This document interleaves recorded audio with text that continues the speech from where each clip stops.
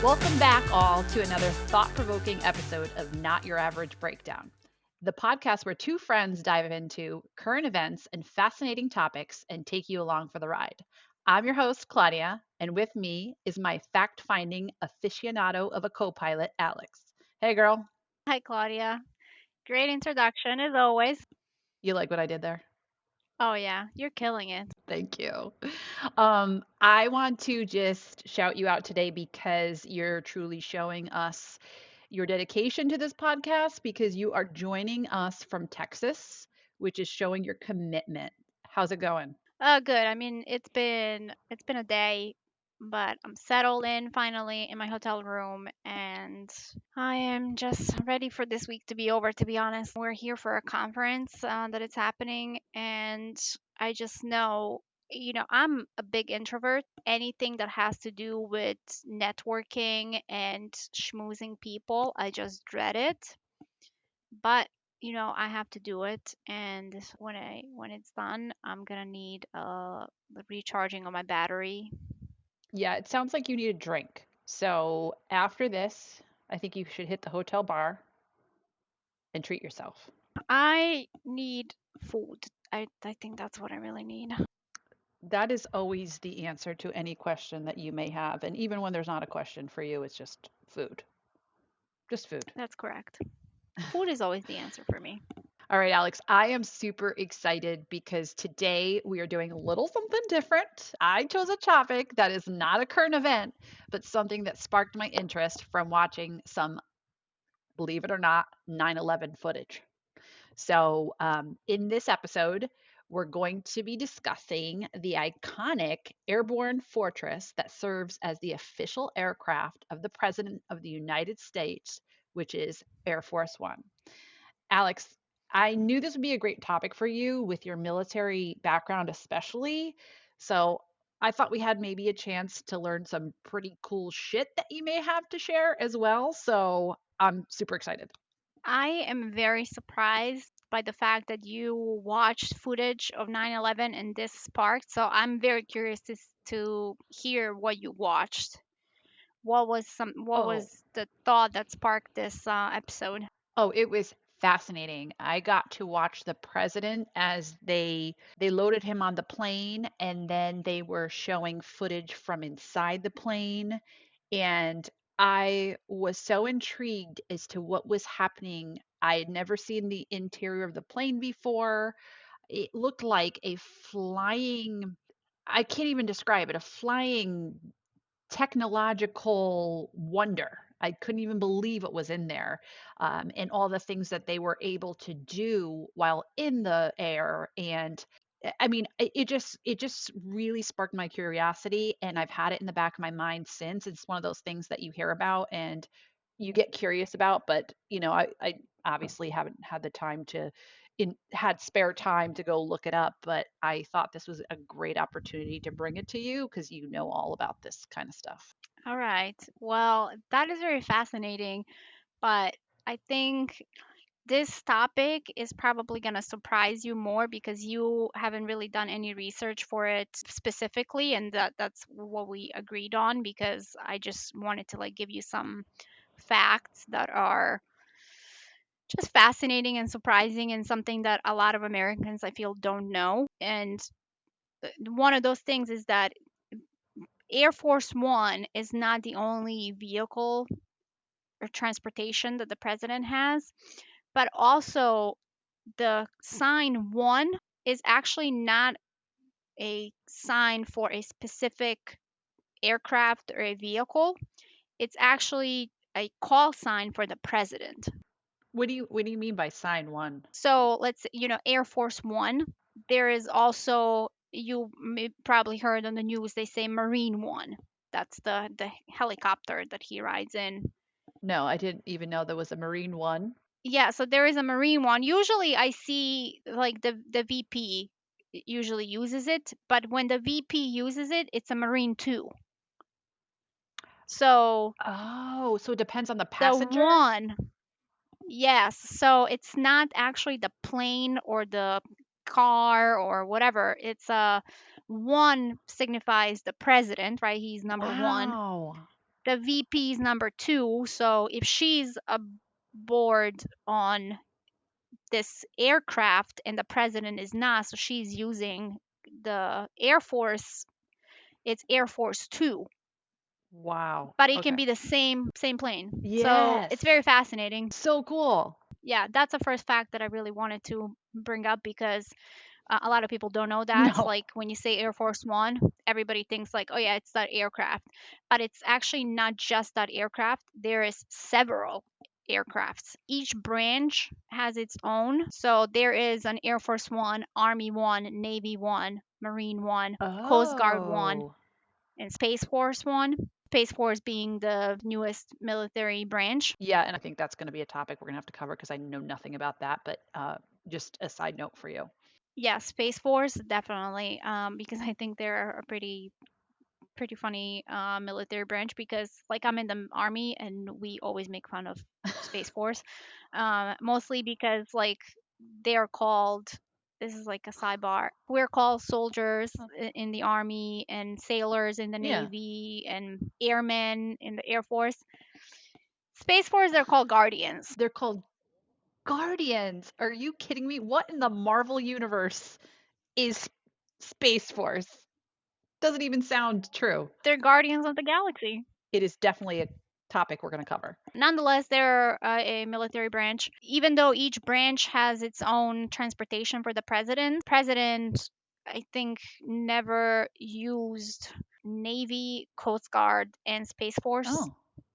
for transportation. And you mostly see Air Force, and it's usually used for overseas. Mm. So there is a whole Air Force unit that is designated to transport the president, but they do it only for international trips. For anything else, they have a smaller chopper, which is called the Marine 1 or Marine 2, right, if the VP is Mhm. using it. And it's the same thing. It's a whole unit of the Marine Corps that it's designated to do just that transportation, presidential transportation. And they, one of the interesting things that they also do, so the outgoing president, they transport the outgoing president on the Marine One. That is his like last ride when he gives it over to the incoming president. Yeah. So like he rides on the Marine One for one last time. So the president does not only have the aircrafts in his transportation, there are also vehicles. So if you see on the TV where they block the streets and he's driving in like a whole motorcade, there is like 10, 12, sometimes 20 plus cars in a motorcade depending on how far he's going, what's happening. The motorcade is a very complex thing. They have several vehicles that look identical. You never know in which vehicle the president actually is, and it's used as a decoy. Oh. So the vehicle that he rides in, it's called the Beast. So And why is it called the Beast? I know, I think it's pretty That funny. is a weird thing to call that. Well, I think they call it like Cadillac One or first car, but the name of that vehicle is the Beast, and it's a unique car that Cadillac made for the president. Like there It's is nobody else has that type of car. it's such an aggressive name. Well, he's the leader of the free world, and I feel like if we called it, you can't call it, dandelion. The little lamb. Yeah, Exactly. yeah, it has to have It's an like, intimidation thing. yeah. Also, the car is a beast. Okay, like the car is insane. So Cadillac made it like it's a unique car for the president, for the White House, and the features inside of this car, I mean, are insane. And you can't even find online everything that the car has. And that's, you can't find it online because it's some of those things are secret. They're equipped with like insane technology that we don't want to disclose to other countries. But the one fascinating thing about it, and I actually didn't know this as well, is that those decommissioned cars, are dismantled and destroyed. So the Secret Service Wow. does it, and it's really done to prevent any secrets from being known to the outside parties. Mm. And I feel like that's such a smart thing to do, but it's like, just think about that process, like there is a whole group of people that it's literally assigned to like destroy cars. And so, as I was saying, it's not only one car. So the fleet has somewhere between 24 and 45 vehicles, and they include anything from security, healthcare, the press, route clearing. I mean, you name it, like they have it. And they use so many vehicles as well, as I mentioned, for decoy, because they don't want any potential threats to know in which car the president is. So if the ground fleet is like that and it's got to be, vehicles deep and it's got to be escorted, how do you keep the president safe like when it's in Marine One? So they do the same thing. As I said, the Marine One is not one aircraft or helicopter. It can be 10 of them looking exactly the Wow. same. So when the president flies using a Marine One or an Air Force One, there's usually like 3 or 4 of them in the air looking exactly the same. That way you never know in which one it is.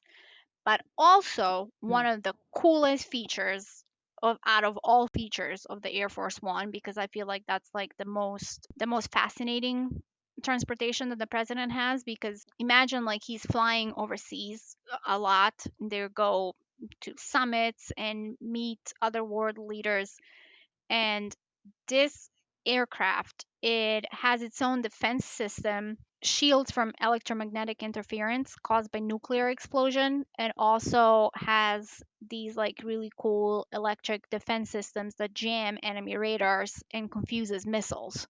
So if somebody tries to shoot down the aircraft, they have like a technology that prevents that. But the plane inside itself, like if you Google pictures, it is literally insane. There is a state of the art conference room filled with Mm. TVs where they watch the news and like stay connected. Obviously, they're running comms, and the president can receive classified information while flying to insert country. They have like Michelin star kitchen and a restaurant. This thing is pimped out. Oh yeah, 100%. And actually they're getting a new one. So President Trump, when he was in the office, he noticed that some of the aircrafts that they were using were sort of outdated and just needed replacement. The aircraft itself is usually a Boeing that just pimped out, like you said. Now they're doing, I think they tasked Boeing as well to make another series, and we're spending $3.9 billion. So do you think this is proprietary to us, all these upgrades and special technologies, or do you think other countries have their own versions of this? Think other countries have certain versions of things that we have, but I think nobody does it like the US. Maybe the UK, the royal Mm. family, they have a really insane fleet of their own transportation. They had, I don't know if you ever watched The Crown. No. They portray this yacht that the royal family had that was like sailing the world, and it was like decked out insane. They have the same type of technology and use similar things that we do. Do we have a presidential boat? Yes, we do. We have any type of transportation, and we also have a bus. It's a stagecoach. What? Yeah. So it was used during President Obama's days, and it's a decked out tour bus. Is it a Greyhound one? What is it called? Yeah, no, it's just called Stagecoach, Oh. and I don't think it's used up a lot. Maybe they use it on campaign, Hmm. and some senior members of the cabinet can use also all sorts of transportation that the president has. But you know, I feel like the bus is underused. I saw some pictures of it and it looks pretty nice. I mean, obviously, to go back to your question, I think only few countries spend that amount of money to build this transportation and almost like infrastructure for the president, right? The traveling president. And I would say that a lot of the stuff that we have, especially military technologies, other countries don't have.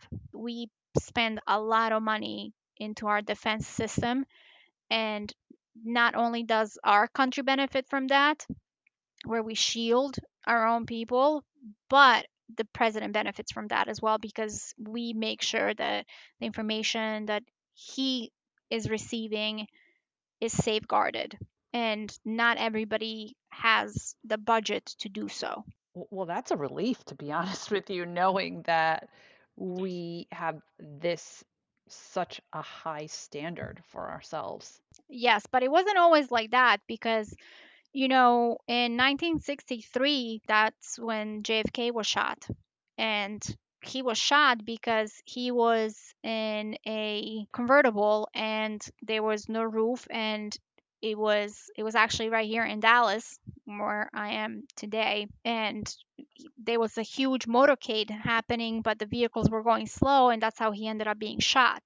And so after that, they had to reassess and be like, okay, the presidents cannot do this anymore. There has to be a certain level of security. That's when they really started looking into, okay, what do we need to do to protect physically the president?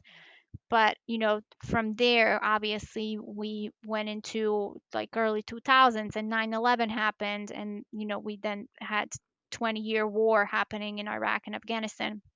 So the need to safeguard all that information, not just the people inside, made a huge difference. And so actually, I'm going to give you another fun fact. I mean, it's not a fun fact, but it's an interesting fact, I guess. So we're talking about presidential transportation. And so JFK gets shot in Dallas, Texas, and he was riding in a presidential vehicle. And literally that day, Lyndon Johnson, who was his VP, he was the vice president, he was sworn as the president aboard of the Air Force One Oh, because the president, JFK, was declared dead. And so the VP assumed the presidency, and he was literally sworn in as the president as he was in Air Force One. And Air Force One actually brought JFK to Dallas, Texas, and then returned his body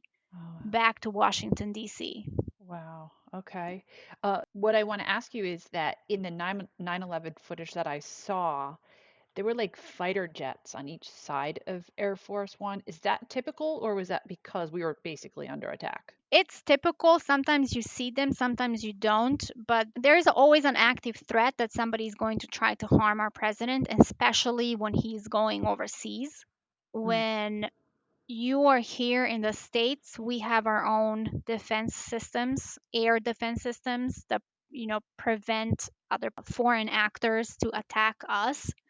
But when you go into international air, you don't have that protection anymore. So there always has to be some type of additional protection for the president. And that can mean that somebody's flying from the States in a fighter jet with the president, or we're utilizing our troops that are stationed overseas. And we have troops, all over the world. When president, and you don't see that anymore. I don't think that's ever going to be happening again. But if the president is aboard a civilian aircraft, which used to happen, right, when we didn't have all this technology set in place, they would fly just like anybody else, then that aircraft will be called executive one. Okay. So there's always like a designation, right? And Hmm. and it's really for the Secret Service to know because they're tracking their asset essentially. That's what the president is. All those things that I'm telling you, right? All these vehicles, all those vehicles travel with him. Like he never goes, let's say he goes to, I don't know, he goes to India. because they're doing a summit over there. He doesn't get a Secret Service doesn't get a rental car from India. What they do is they load up those cars up in another aircraft and they fly all those vehicles to insert country. If they're flying to India, that's where they do it. Wait a minute. So they take the beast overseas? Yes, because it's a security measure. You know, they have to take everything that they can from the states with them, and like they literally would load up that bitch into an aircraft and fly everything. They take the vehicles, they take our comms, like everything Wow. goes. That's why, and so that's why you have a fleet of 20 aircrafts, because if he goes on an international trip there is like at least 5 or 6 of our vehicles, if not even more. The beast is international. Yeah, the beast is definitely international. And a lot of prep goes into when the president has to fly. Let's say I was using example is India. The Secret Service has to do what is called advanced work, and so they would have to go to India and mark out all the routes that they're going to take, right? From like wherever Mhm. the president is staying to whatever conference center or the Senate. They have to map out all those areas, block off the roads, find emergency exits, find the nearest hospital. And because the moment that he lands, everything is on a schedule up to a second. Like that man is on a schedule when he's gonna poop and fart and drink water, and like everything is done for him, but that's how it has to be, right? Because if you give him too much time, you are then opening up for potential threats, right? It's like Right. it's a weakness in the system if he can just like be on his own. Like you can't let the leader of free world just be on his own. Like there's always a Secret Service agent, and it's not only one. There's always like 2 or 3 around him, but then there are other people in the background who are doing all this work for him. They're researching the places that he's going to go visit, people that he's going to meet, their staff, to make sure we vet people a lot, especially when we're traveling to countries that we don't have the best relations with, Mm. maybe. Then we have to vet everybody, to make sure that those people are not a threat to us. Usually the assassinations that happen, they happen like either in the vehicle or when he exits the vehicle. That's why you have like a whole ambulance following, you have the surgeon with him, his physician, like Oh. everybody's up in that bitch, because everybody wants to make sure that like the president, if he needs something, he has it. And what is he going to do if he gets sick? What is he going to do if he gets sick in India? He's not going to go You're not seek going to go to a. the doctor over there. Yeah, exactly. So there's so many people. There is literally hundreds of people involved into president's immediate schedule and literally planning his days and like worrying about his safety. So there are very strict protocols in place. So I know that there's like a lot of technological advancements that they use in these vehicles and a lot of protections and badass shit. But I wonder what kind of random bougie stuff is in these vehicles. Like, if he wants to have a dance party in his freaking motor car, is there like a disco ball that goes down and he's like, okay, it's party time, Mr. President, let's go? Or like, is there like a champagne popper in there? Like, there's got to be these like little random bougie ass things in these cars and vehicles that, I mean, you don't even know they exist, but they do for the president? There is not a lot that you like publicly know about these vehicles. You just know that they're like state of the art, badass shit. But I feel like a lot of it has to do with receiving information and like bulletproofing and bomb Mm. proofing and all these different things, right? Considering, and I'm not throwing shade over here, this is just like the state of our country, but I mean, our last 2 presidents, they were definitely not on the dance floor or popping champagne because they are old. Okay. Like Biden is 81. he Oh is like my your local grandpa. god. So I feel like You he never probably know. doesn't party. Yeah, true. He might You be never know. Just in case. secretly, yeah, secretly he might be popping champagne up in Yes. the Air Force Popping One. bottles. Yeah, absolutely. I get Yeah, it. I get it. Another question that popped in my head while we're talking here is that, so the president and the vice president use this fleet of vehicles. Do they just wait around for when they're needed, or are there other, high officials that are allowed to use these things? senior cabinet members are allowed to use these vehicles as well, but they're Okay. primarily for the use for the president and the Hmm. VP. Yeah, and actually there is another fact that I didn't know. So when I was doing research for this, I learned because recently I heard it. I We already established that I watch a lot of news, and so one of the news stations that I was watching, the reporter, she was saying, "Oh, I'm traveling with the president," and they just like kept saying that, like, "Oh, so and so, she's traveling with the president, so she can give you the latest news and updates and stuff." And I was like, "What do you mean she's traveling with the president?" Like, it's a weird way to word something. Air Force One has a whole press room. So the press can travel with the president and report on whatever he's doing. So, like, the Air Force One actually takes the press on board with them. And it's only selected few because the Air Force One can only hold like around 70 people. Yeah, what's the benefit of having the press on Air Force One with you? Oh, because it's like the fastest way to the news. One, I mean, there are several reasons for that, but number one, if something happens while they're in flight, and the president obviously is going to be the first one to know, because that's who they're going to notify. If like any type of situation that can happen while he's flying somewhere, there is a mass shooting, there is a natural disaster, there is a conflict happening. God knows we have way too many happening in the world right now. There's hostages are taken. Anything that can be breaking news. The president receives that information first. They get the briefing, and immediately what they would do is they will give that to the reporters.